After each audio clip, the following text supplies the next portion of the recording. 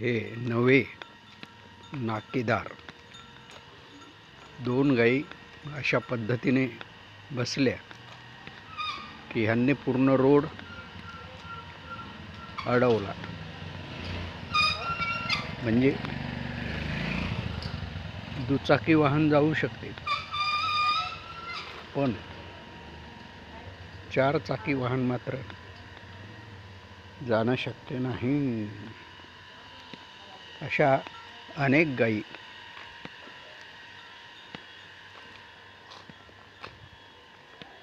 शहरामध्ये फिरतात, सांडही फिरतात।